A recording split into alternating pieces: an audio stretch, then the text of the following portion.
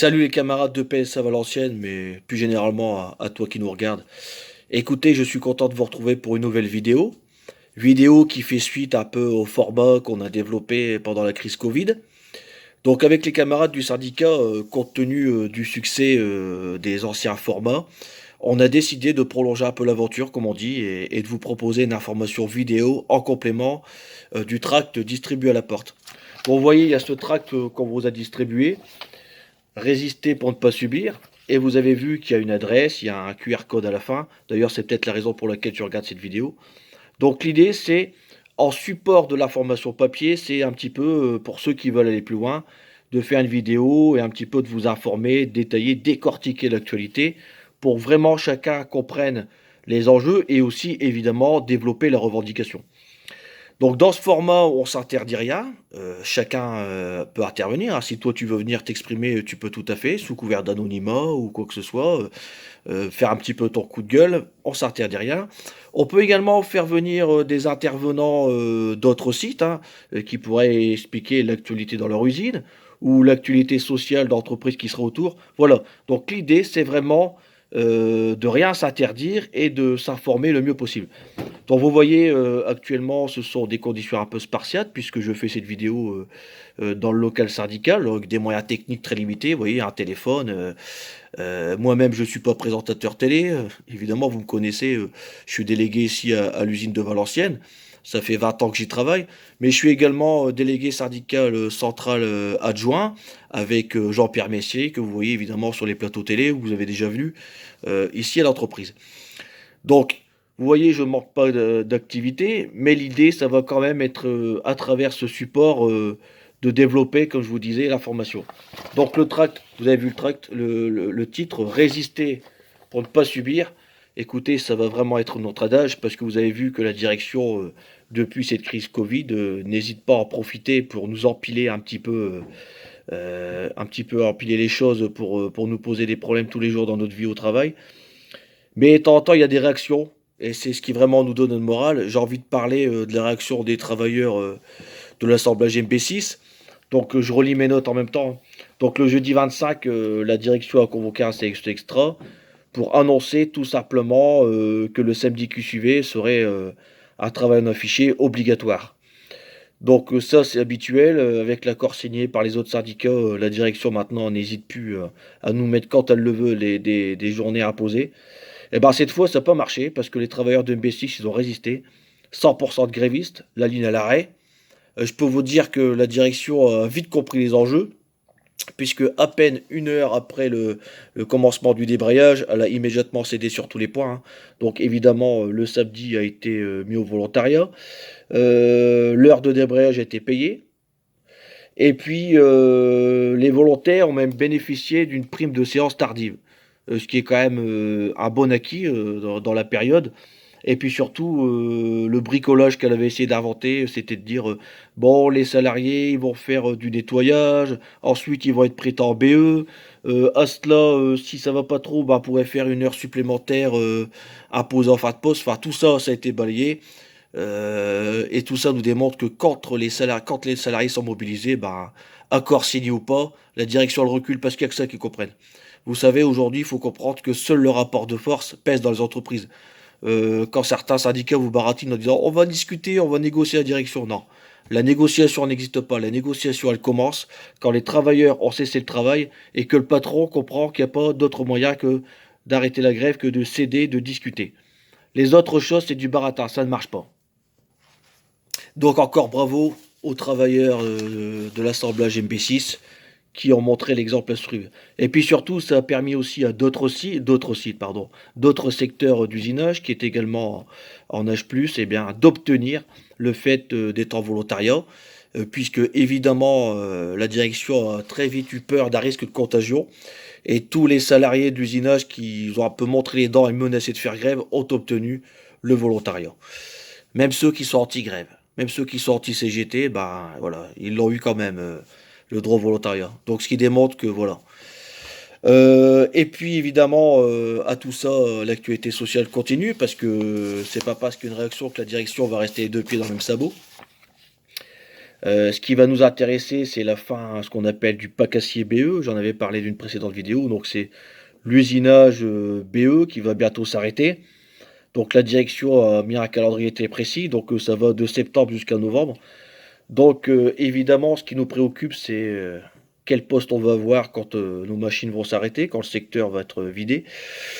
On a immédiatement interpellé la direction au dernier CSE en exigeant le fait qu'un travailleur professionnel, un salarié professionnel, c'est-à-dire un CI, un PSP ou un maintenancier, retrouve un poste équivalent. Donc si je suis maintenancier, bah, moi je vais être maintenancier. Si je suis CI, bah, moi je vais être CI.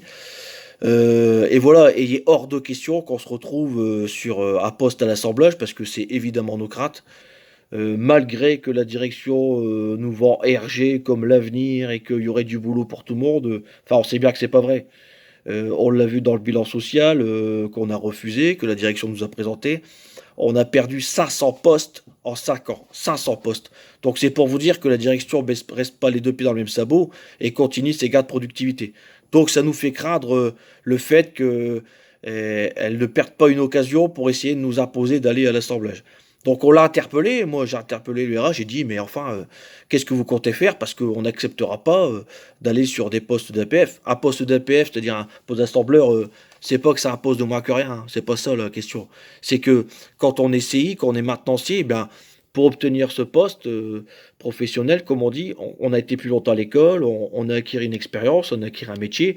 Donc évidemment, recommencer entre guillemets à zéro, c'est pas forcément valorisant. La direction nous répond, ben nous, on peut le faire. Les accords signés par CFTC, FO et compagnie CFTT, ils nous permettent aujourd'hui de mettre un nouvel professionnel sur ligne. Bon, prends ça, t'es pas content, c'est le même. Moi, j'ai la signature des autres, donc je peux le faire. Bon, encore une fois, vous n'oublierez pas de remercier les signataires habituels, mais ça n'empêche que, comme on l'ont démontré les salariés de MB6, on peut résister à ce que la direction vous nous imposer.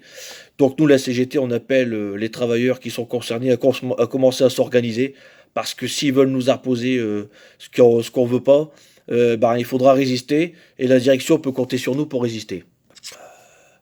L'actualité, c'est aussi la question des chèques vacances. Donc ça y est, le CSE, le secrétaire du CSE, M. Puglia, nous indiquait qu'ils étaient enfin disponibles. Donc vous avez vu qu'à la porte du CE, il y a les dates et les horaires. Donc c'est une bonne chose, parce que c'est vrai qu'on a un peu des inquiétudes. Donc le problème des chèques vacances, c'est compte tenu de la crise Covid, il y a eu des retards de livraison. Ça y est, ils sont arrivés, ils vont commencer à être distribués. Pour autant, on en avait parlé dans une précédente vidéo, il y a un problème, c'est le versement de la direction qui est fait au CSE. Vous le savez, je le rappelle, 1% de la masse salariale est reversé au CE. Et ce qui permet avec ça de développer les activités sociales, donc les chèques vacances, etc. À aujourd'hui, la direction prend prétexte de la crise, prend le prétexte du chômage partiel, et n'a pas versé en temps voulu au CSE l'attribution qu'elle leur doit. Ce qui fait que ça a des conséquences immédiates, parce qu'un CSE, il lui faut un budget hein, pour pouvoir fonctionner. À titre d'exemple, le budget du CSE à Valenciennes, c'est 500 000 euros.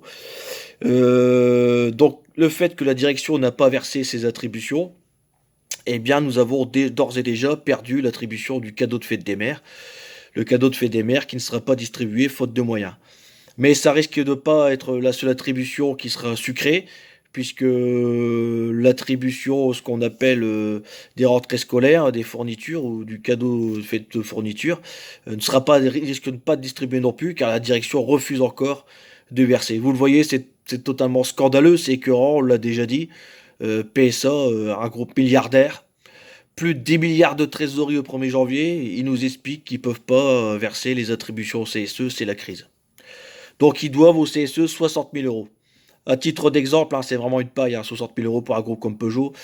Tavares, notre PDG, gagne 20 000 euros par jour. Il suffirait qu'il ne se paye pas pendant 3 jours et ça nous permettrait d'avoir les attributions. Croyez-moi, il ne va pas mourir, hein, parce que vu sa fortune personnelle, ce gaillard-là, 20 000 euros pour lui, c'est une paille, hein. Bref, donc vous le voyez, la direction continue ses attaques, hein, des économies de bout de chandelle. Elle continue à se tirer la vis partout. alors que les bénéfices sont au rendez-vous. Certes, il y a la crise du Covid, mais vous inquiétez pas, les milliards accumulés ces dernières années, ils sont restés, hein, ils sont pas partis. Hein. Surtout, je l'ai rappelé, hein, pendant cette crise Covid, qu'on est au chômage partiel, ils n'ont pas lâché un dard. C'est-à-dire que nos salaires qu'ils ont été payés, ils l'ont été uniquement payés par la contribution nationale, c'est-à-dire nos impôts. Et sans compter les aides qui tombent régulièrement, enfin voilà, ils sont obèses de fric, ils ont les aides de la région, d'État, de l'Europe, mais ils continuent à serrer la vis. Parce que nous, ce qu'on dit, c'est qu'on n'est pas forcément contre qu'une entreprise ait des aides d'État, mais il faut que ce soit conditionné par des emplois derrière. On le voit, malgré que l'État continue à rétribuer de l'argent aux grandes entreprises, il continue à supprimer des postes. L'autre actualité, eh bien écoutez, c'est la prime d'intéressement. Euh, L'accord vient d'être signé par les autres, un accord encore plus pourri que ceux des années précédentes. Puisque évidemment, vous l'avez suivi l'année dernière, on a fait plus de 3 milliards 200 millions d'euros de bénéfices. La direction a bien eu du mal à nous donner une prime de 3 000 euros. À aujourd'hui, il nous explique qu'il n'y a plus rien à redistribuer, que effectivement les bénéfices vont être impactés par cette crise. Ça, on demande à voir. Parce qu'évidemment, négocier un accord d'intéressement alors que les bénéfices sont pas publiés et pour lequel on ne connaît pas le résultat au final, c'est un petit peu idiot. Bon, ça n'empêche pas les autres de signer. Néanmoins, ils nous expliquent qu'on n'aurait pas grand-chose. Et si jamais on avait quelque chose, genre 150 euros, ça serait assujetti à performance. C'est-à-dire qu'il faut quand même qu'il y ait des performances des ventes de voitures. Et il faudrait que on ait une présence à 100%. Donc si tu veux 150 euros, par exemple, il faut que tu sois présent à 100%. Si tu es malade, si tu as fait greffe, etc. C'est autant d'impact sur la paye. Ils prennent pour des clochards. 150 balles, ça fait combien par mois là? 11 euros, 12 euros? Non mais franchement. Enfin voilà, ça continue les mesquineries, hein, accompagnées par la signature des autres. Donc toujours est-il, ce qu'on peut obtenir, c'est par la lutte. Vous voyez que les négociations, vous obtiendrez que le patron ce qu'il veut bien donner. Ce qui compte, c'est la lutte. C'est pour ça que nous, la CGT, on a toujours été un peu contre ces primes aléatoires. Évidemment, la prime, on la prend parce qu'elle a été faite avec notre sueur. Les profits ont été faits avec notre sueur, mais quand même, les primes aléatoires qui peuvent varier d'une année sur l'autre, on n'est pas favorable. C'est pour ça qu'on n'a pas signé l'accord. Mais nous, on est favorable à de vraies augmentations de salaire. C'est-à-dire que si, pendant ces années fastes, on aurait eu exigé, négocié de vraies augmentations de salaire, elles restent. Et malgré le contexte, tous les mois, ça tombe. Et en plus, vous payez une cotisation dessus, ça compte pour votre retraite. Là, les primes, à l'heure actuelle, elles sont englouties. Elles comptent pas pour la retraite. Et le patron, il dit, cette année, ça va pas. Encore une crise. Tous les 10 ans, une crise. Hein, une fois que c'était les subprimes, après c'était Dieselgate, maintenant c'est le Covid, l'année prochaine il y aura encore quelque chose, donc toujours une raison pour rien nous donner. À chaque fois que la direction trouvera une bonne raison, il n'y aura pas de prime. C'est pour ça qu'on est contre ces primes aléatoires et que nous on est favorable à de vraies augmentations de salaire. C'est ça qui compte. Alors tu te dis, mais combien on va avoir d'augmentation de salaire cette année? Si des gens disent t'auras rien parce qu'on n'a pas fait beaucoup de bénéfices, en augmentation de salaire, je te laisse imaginer ce qu'on pourrait avoir. Sauf si on décide autrement. Sauf si on décide de poser les outils et d'exiger de vraies reconnaissances de notre travail. Mais là, ça demande un autre travail, et c'est vrai que ça demande une implication générale des travailleurs, et c'est vraiment ce qu'il faut développer dans nos revendications. Le rapport de force. Si on ne développe pas le rapport de force, c'est-à-dire la grève, il faut se le dire, on ne sera pas capable de tordre le bras à la direction. Parce que si on ne leur tord pas le bras, ils donnent ce qu'ils veulent bien donner. Alors l'occasion également de vous remonter les réponses aux questions que vous nous avez soumises, parce que vous le savez, en CSE chaque mois, on peut poser des questions à la direction, lui demander des éclaircissements, et elle est un petit peu obligée de nous répondre.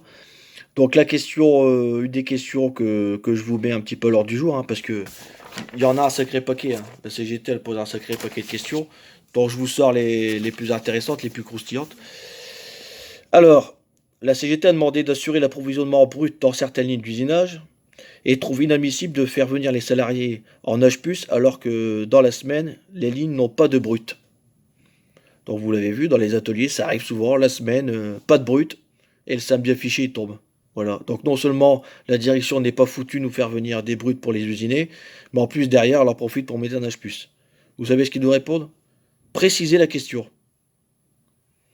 RSH ne sait pas qu'il y a des absences de brut dans les ateliers. Enfin, il ne sait pas. Il faut semblant de ne pas savoir. Préciser la question. Donc je peux vous dire que ça a un peu chauffé. On leur a dit, mettez un toile bleu un petit peu les ateliers et voyez un petit peu ce qui se passe parce que là, franchement, bref, foutage de gueule, comme on dit. Une autre question, la CGT demande quel est le pourcentage des entretiens individuels effectués à ce jour.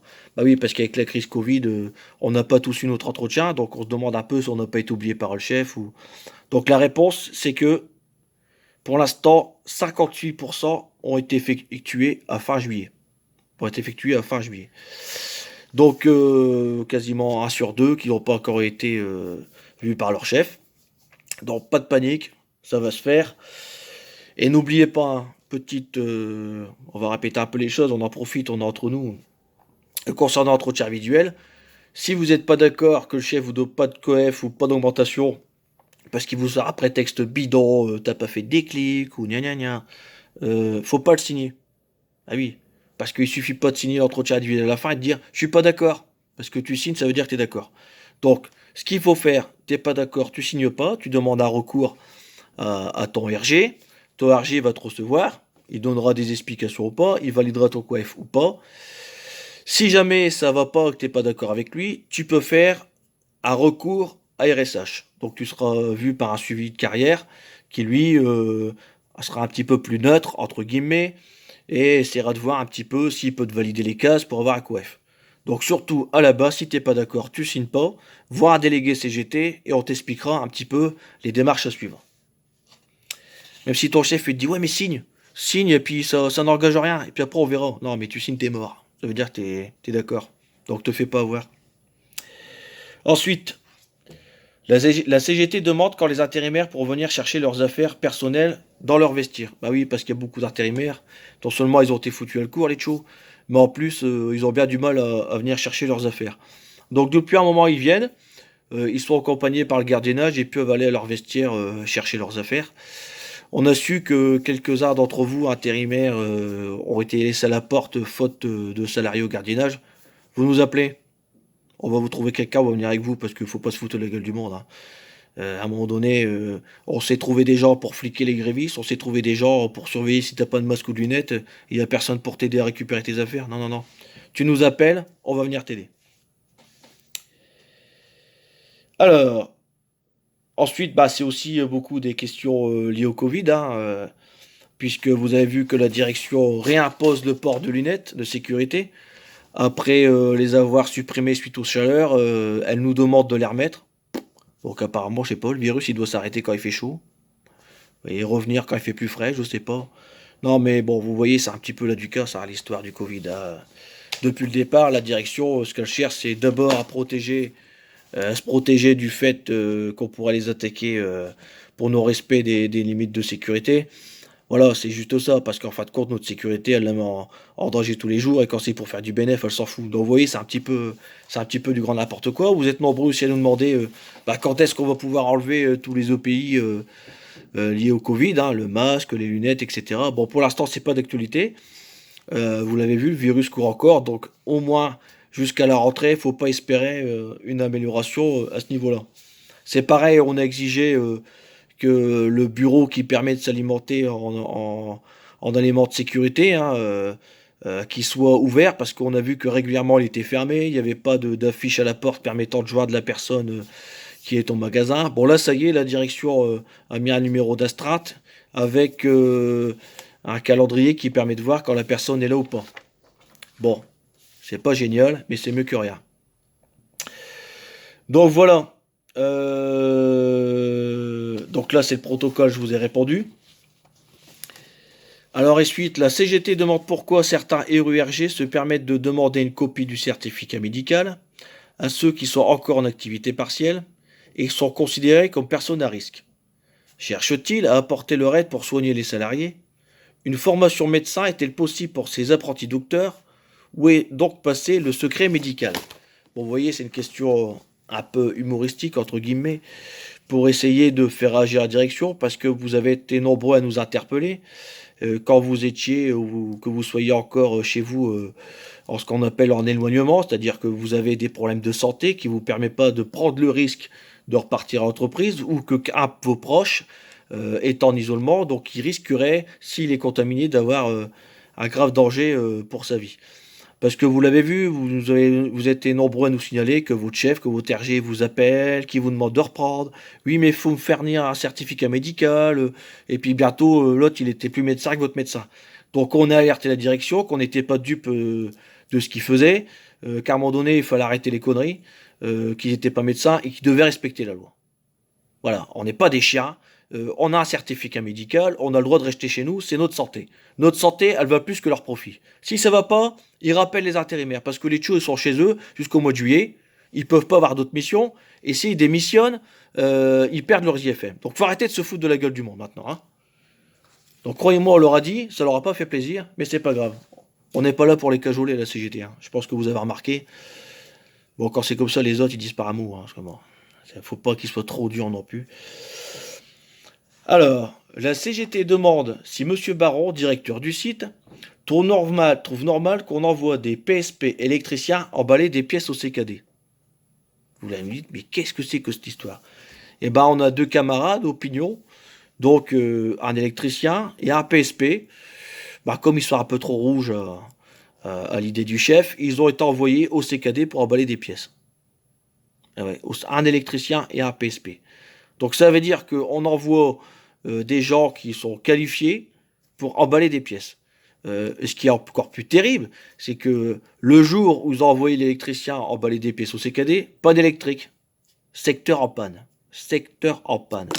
Et ensuite, manque de personnel, le chef est limite à plein d'intérimaires. Non mais on marche sur la tête là. Faut arrêter le délire. C'est absolument pas cohérent. Donc c'est pour ça, on a interpellé le directeur et j'espère bien qu'il va se mettre son nez dans l'affaire. Parce que là, faut arrêter hein, les petits shérifs, les petits chefs là. Hein. Faut respecter un petit peu les gens. Hein. D'ailleurs, suite à ça, le secteur s'est arrêté. Hein. Une demi-heure de grève pour exiger que les effectifs soient complets et d'arrêter de muter à tir-larigot au hasard les salariés. Voilà. Donc là, j'ai fait un petit peu le tour de toutes les questions qu'on a pu poser. Hein. Évidemment, il y en a quelques-unes. On vous fera un tract avec toutes les questions qu'on a posées, également les questions qu'on pose en CHSCT, les différentes interventions qu'on fait. Donc je vous le disais, on va continuer à étoffer un petit peu ce format vidéo. Là, j'arrive à 22 minutes, ce qui est un bon format, mais on s'interdit rien. On s'interdit pas de, par exemple, faire un format qui pourrait aller jusqu'à 40 minutes et de faire un format avec plus court pour des gens qui voudraient le voir entre deux. Voilà. Donc voilà, j'espère que ça vous a intéressé. N'hésitez pas à partager, parce que même si vous n'êtes pas CGT, eh ben, c'est quand même de l'info. Parce que si vous comptez sur les autres pour avoir de l'info, vous allez attendre longtemps. Donc ça permet quand même aussi de communiquer entre nous. Posez-nous vos questions, les choses que vous voulez qu'on remonte, si vous voulez venir intervenir. Enfin voilà, on va essayer d'étoffer au fur et à mesure, que ce soit techniquement ou qualitativement, ce format. Prenez soin de vous, faites attention, le virus est toujours là. Et puis on se tient au courant et à très bientôt.